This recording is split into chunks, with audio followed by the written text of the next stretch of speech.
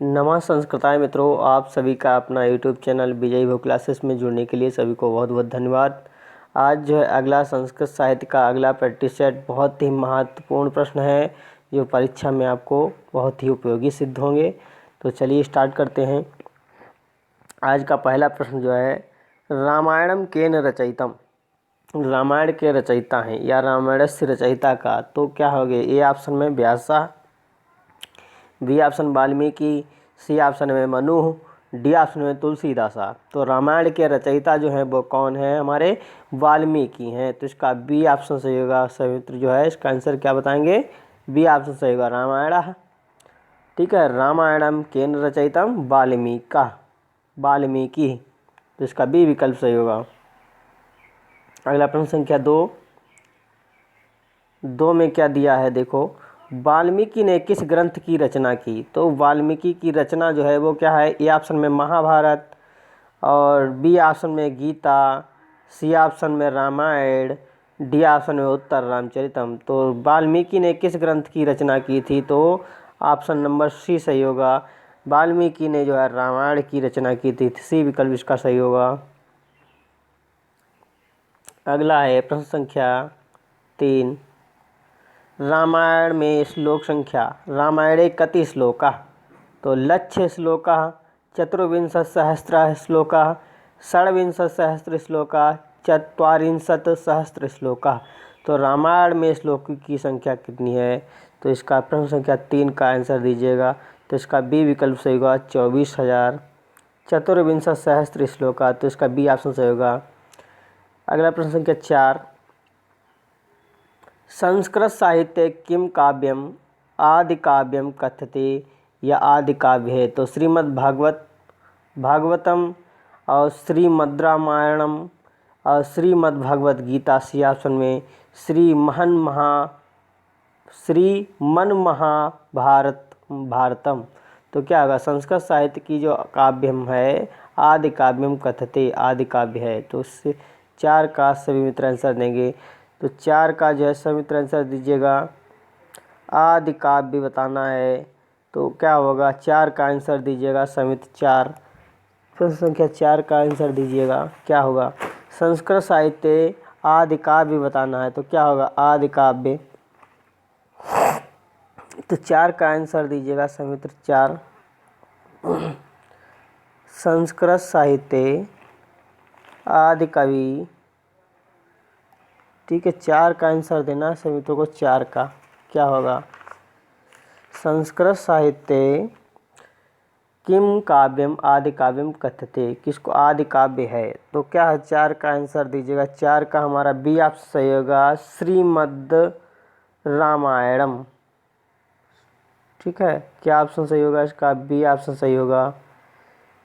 ठीक है, आदि काव्य रामायण ही होता है, श्री रामायण होता है। तो इसका विकल्प उसमें यहाँ पे गलत दिया है, आदि काव्य रामायण बताएंगे। ठीक है, अगला, चतुर्विंश सहस्त्री संहिता इति कस्य ग्रंथस्य अपरम नाम विद्यते आर्ष काव्य चतुर्विंश सहस्त्री अस्ति।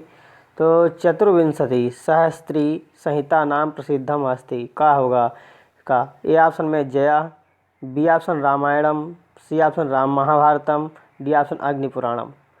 तो प्रश्न संख्या 5 का क्या आंसर होगा समित्र दीजिएगा। तो 5 का जो है बी विकल्प से होगा, चतुर्विंश सहस्त्री संहिता नामना प्रसिद्धम अस्ति रामायणम। तो इसका बी विकल्प सही हो गया।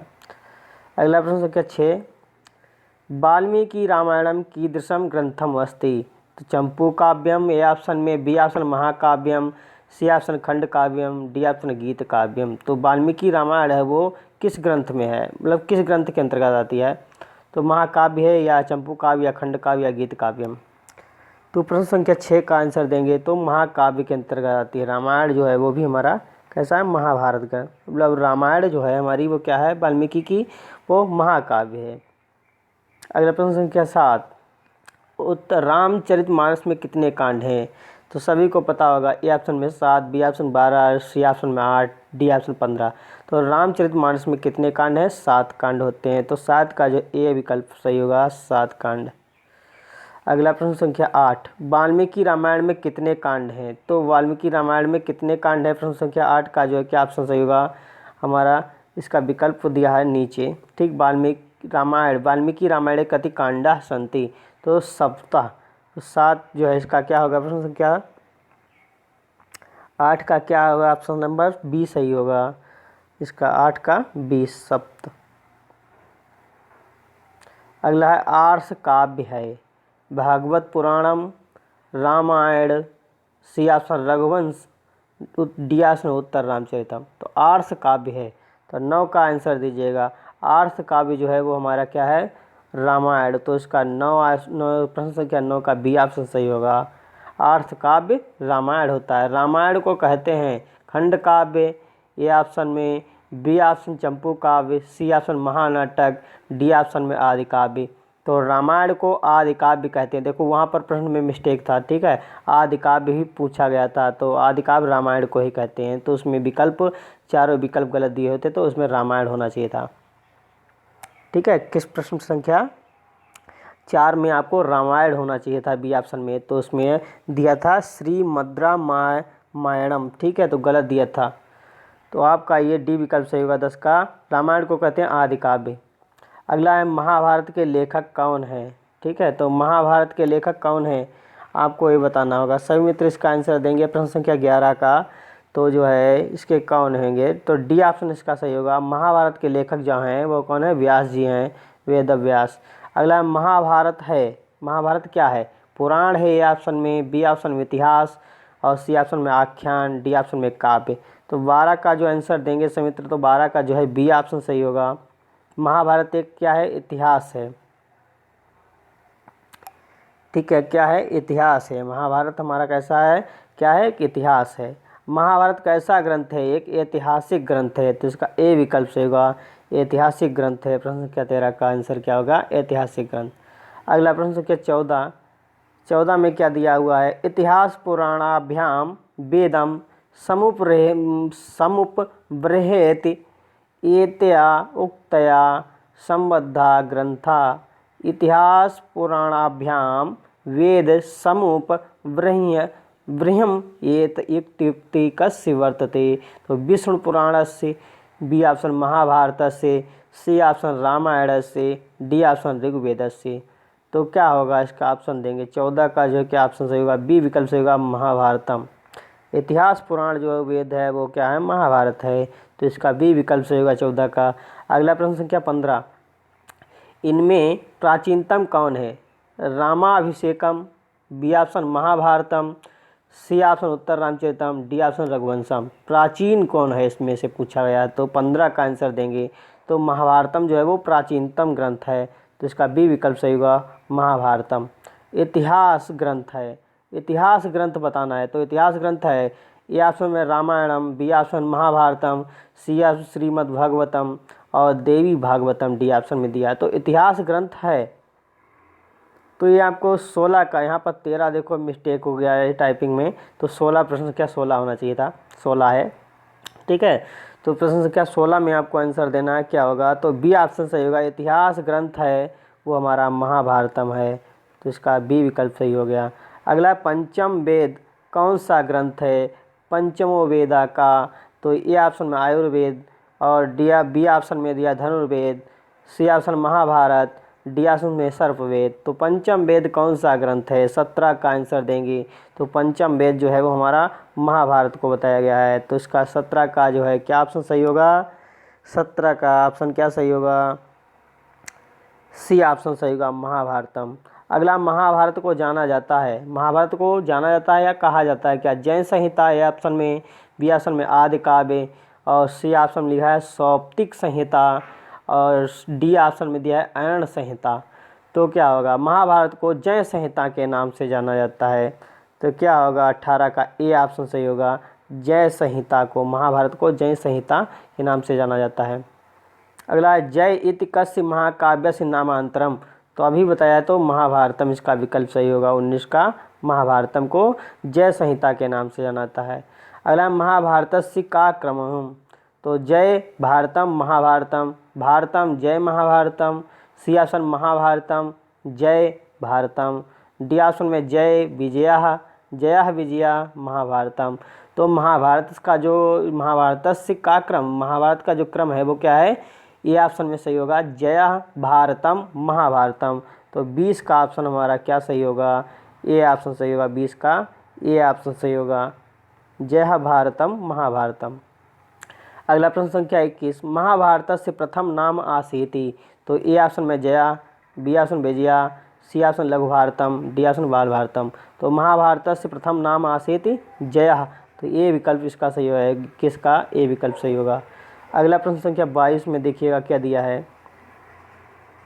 22 में लिखा है तन्वी श्यामा शिखरी दसना पकबिंबा अधरोष्ठी, पंक्ति में कौन सा छंद ध्वनित है। तो ए ऑप्शन में शिखरणी, बी ऑप्शन में मंदाक्रांता, सी ऑप्शन में उपजाति, डी ऑप्शन में मालिनी। तो 22 का आंसर देंगे तो इसमें तन्वी श्यामा शिखरी दसना पकबिंबा अधरोष्ठी, पंक्ति में आपको कौन सा छंद है तो बताना है 22 में। तो 22 का जो है बी विकल्प सही होगा, मंदाक्रांता छंद है, इसमें मंदाक्रांता छंद है। अगला प्रश्न संख्या 23, नन्नमयुतेयं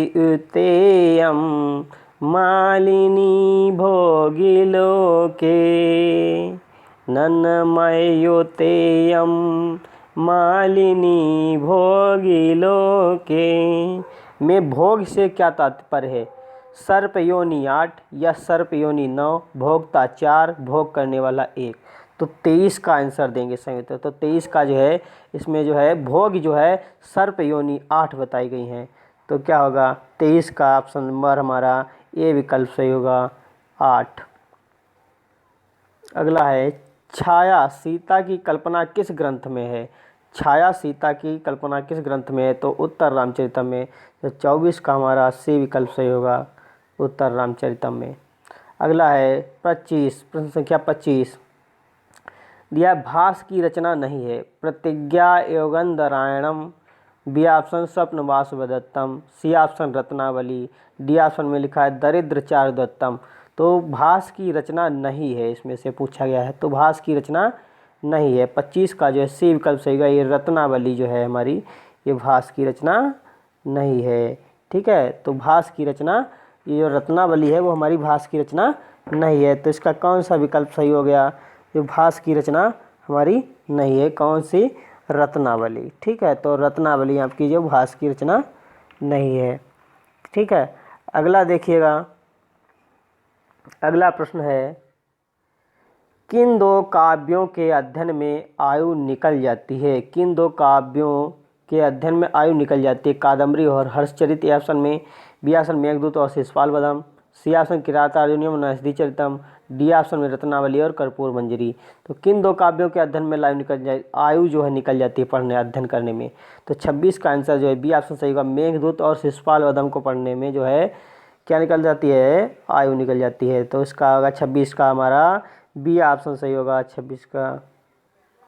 अगला पंचरात्रम नाटक की कथा वस्तु महाभारत के किस पर्व में प्राप्त होती है। पंचरात्रम महाभारत की कथा वस्तु जो होती है, पंचरात्रम नाटक की कथा वस्तु, पंचरात्रम नाटक की कथा वस्तु महाभारत के किस पर्व में प्राप्त होती है। ए ऑप्शन विराट पर्व और बी ऑप्शन में वन पर्व व विराट पर्व दोनों में, सी ऑप्शन मिलेगा भीष्म पर्व, डी ऑप्शन में आदि पर्व। तो 27 का आंसर देंगे। तो 27 का जो है पंचरात्रम नाटक जो है वो कथा वस्तु महाभारत के किस पर्व में है, विराट पर्व में है। तो 27 का ए ऑप्शन सही होगा, ये विराट पर्व में ली गई है।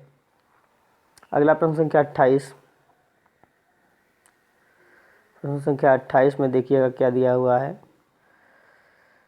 कथा सरिस सागर ग्रंथ के मूल में है, कथा सरिस सागर ग्रंथ के मूल में है सिंहासन द्वय त्रिंशकी या बेताल पंचविंशति, वृहत कथा तिलक मंजरी। तो कथा सरिस सागर ग्रंथ के मूल में है क्या, 28 का।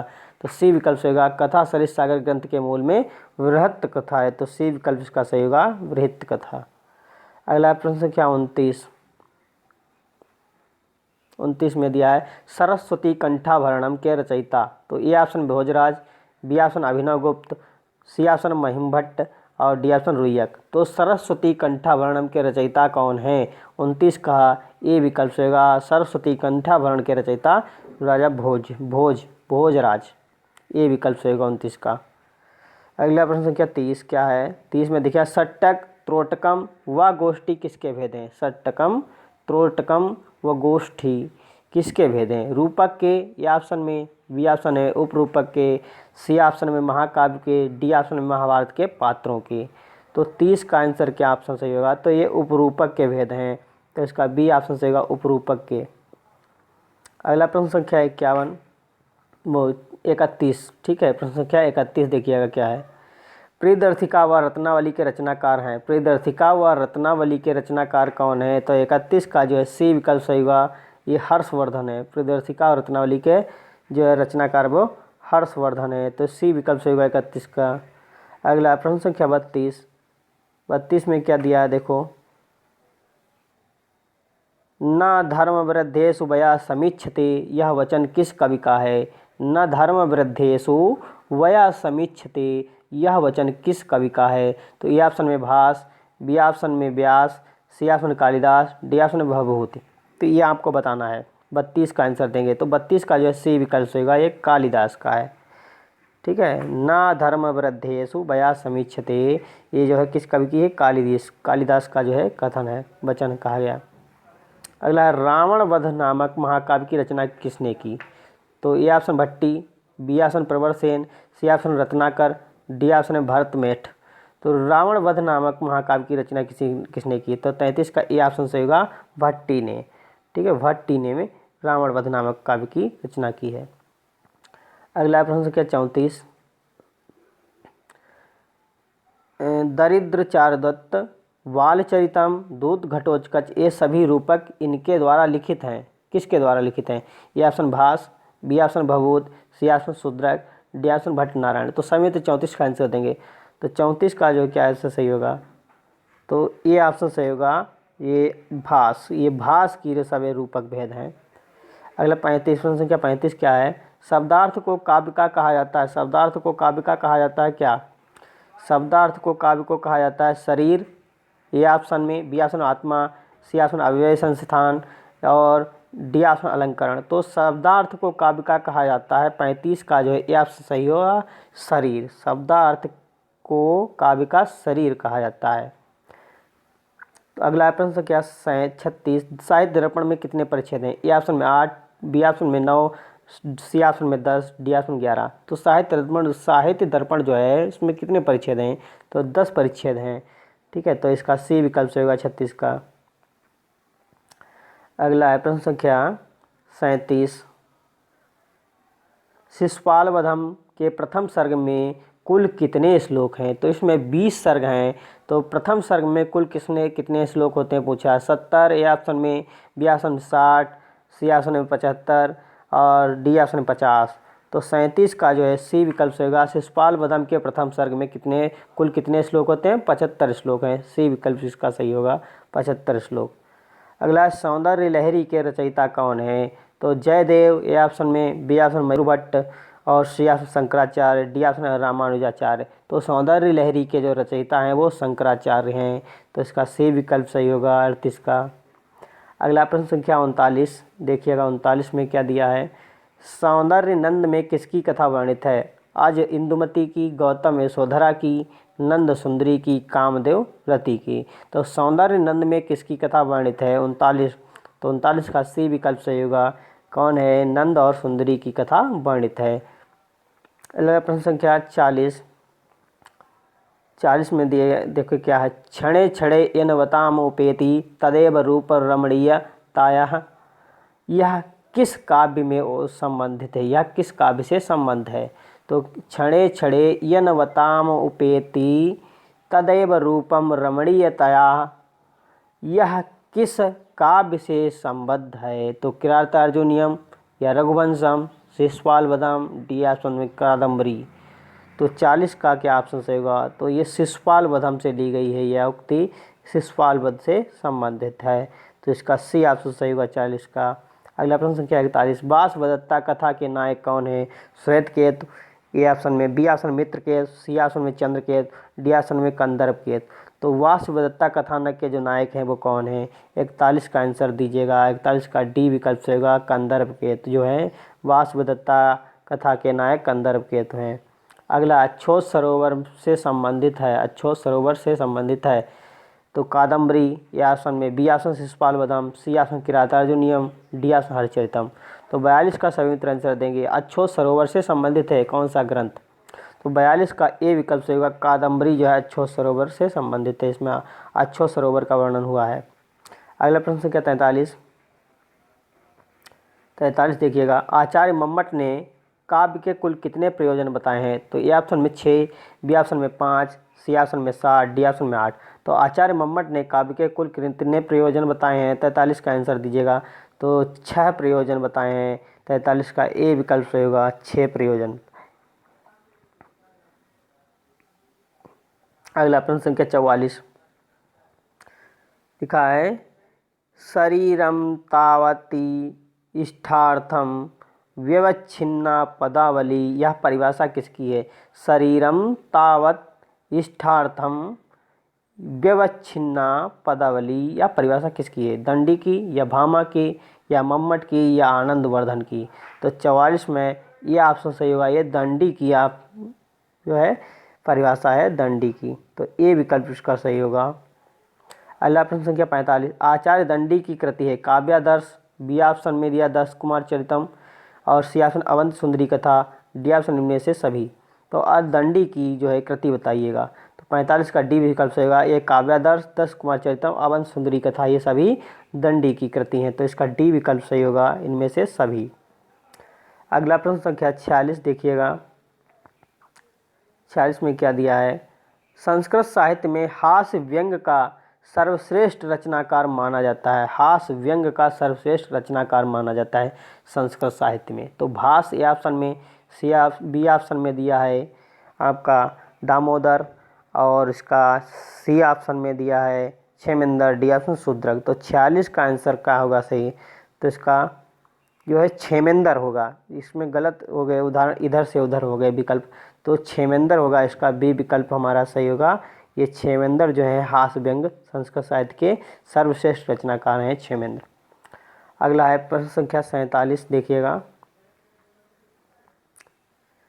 47 में क्या दिया है? 47 में देखिएगा तो 47 में दिया यस्य न सविधे दयिता दब दहन स्तुतिहीनी दिधि स्थितस्य यस्य च सविधे दयिता दब दहन स्तुतिन दिधितश्च यस्य च सविधे दयिता दब दहनस्तु तुहिन दिधि तितस्तस्य, इस पद्य में अलंकार है तो इसमें बताना है। तो यमक अलंकार होगा, बी ऑप्शन में श्लेष होगा, सी ऑप्शन में वक्रोक्ति होगा और डी ऑप्शन में लाटा अनुप्रास होगा। तो 47 का जो है डी विकल्प होगा, इसमें लाटा अनुप्रास है क्योंकि पंक्ति में एक ही जैसे शब्द मिल रहे हैं तो इसमें लाटा अनुप्रास होगा हमारा। इसका कौन सा विकल्प सही होगा? डी ऑप्शन सही होगा, इसका डी ऑप्शन सही हो गया। 47 का डी विकल्प। अगला प्रश्न संख्या 48 देखिएगा। आरंभ यत्न प्राप्ताशा नियताप्ति और फलागम हैं क्या? अर्थपेक्षक, अर्थोपेक्षक या अर्थ प्रकृतियाँ, सियासन संधियाँ या डियासन में कार्यावस्थाएं। तो आरंभ यत्न प्राप्ताशा नियताप्ति और फलागम ये क्या हैं? तो 48 में डी विकल्प से ये कार्यावस्थाएं हैं, पंच कार्यावस्थाएं हैं इसकी। तो इसका डी विकल्प से 48 का। अगला प्रश्न संख्या 49 किस रस में आर्यभट्टी वृत्ति होती है? रौद्र रस, ए ऑप्शन में, बी ऑप्शन श्रृंगार, सी ऑप्शन में वीर और डी ऑप्शन अद्भुत। तो किस रस में आर्यभट्टी वृत्ति होती है? तो 49 का जो है ए विकल्प सही होगा, रौद्र रस में आर्यभट्टी की प्राप्ति होती है। तो कौन सा सही होगा? इसका विकल्प हमारा रौद्र, ए विकल्प सही होगा इसका। अगला प्रश्न संख्या 50 सभी रूपकों का समान लक्षण किस रूपक के समान है? सभी रूपकों का समान लक्षण किस रूपक के समान है? ए ऑप्शन में भाण, बी ऑप्शन प्रहसन, सी ऑप्शन प्रकरण और डी ऑप्शन में नाटक। तो 50 का जो है डी विकल्प सही होगा, सभी रूपकों का समान लक्षण किस रूपक के समान है? तो नाटक का। तो इसका डी विकल्प सही होगा, 50 का डी ऑप्शन सही हो गया। अगला प्रश्न संख्या 51 देखिएगा। 51 में क्या दिया हुआ है, नाटक में विदूषक होता है नाटक का नायक, ये ऑप्शन में, बी ऑप्शन में नाटक का प्रतिनायक, सी ऑप्शन हास्य रस का पात्र, डी ऑप्शन में करुण रस का पात्र। तो नाटक में विदूषक होता है कैसा होता है, तो 51 का जो है सी विकल्प से होगा। नाटक में विदूषक जो होता है हास्य रस का पात्र होता है। विदूषक क्या होता है, हास्य रस का पात्र होता है। सी विकल्प सही होगा 51 का। अगला प्रश्न संख्या क्या है 52। तो 52 में बताइएगा क्या होगा, 52 का आंसर दीजिएगा। नाटक में जो बात सुनने योग्य नहीं होती है उसे कहते हैं, नाटक में जो बात सुनने योग्य नहीं होती है उसे क्या कहते हैं। ए ऑप्शन में प्रकाश, बी ऑप्शन में आत्मगत या स्वगत, और सी ऑप्शन में अपबारित अपबारित, ठीक है, डी ऑप्शन में जनांतिक। तो जो नाटक में जो बात सुनने योग्य नहीं होती उसे कहते हैं, तो 52 का जो है बी विकल्प होगा, इसे आत्मगत कहते हैं या स्वगत कहते हैं, ठीक है, आत्मगत। तो इसका बी विकल्प सही होगा। अगला प्रश्न संख्या लास्ट ये प्रश्न है, प्रश्न संख्या 52 में।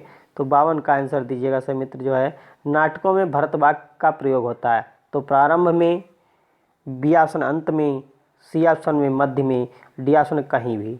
तो नाटकों में जो भरत वाक्य का प्रयोग होता है वो कहाँ होता है, अंत में होता है। तो इसका बी विकल्प सही होगा, भरत वाक्य का प्रयोग अंत में होता है। तो सभी मित्रों को बहुत बहुत धन्यवाद।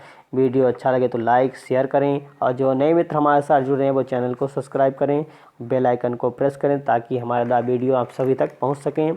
टेलीग्राम लिंक से अवश्य जुड़िएगा, वहाँ पे हम पीडीएफ और कुछ नोट्स प्रोवाइड करते रहते हैं।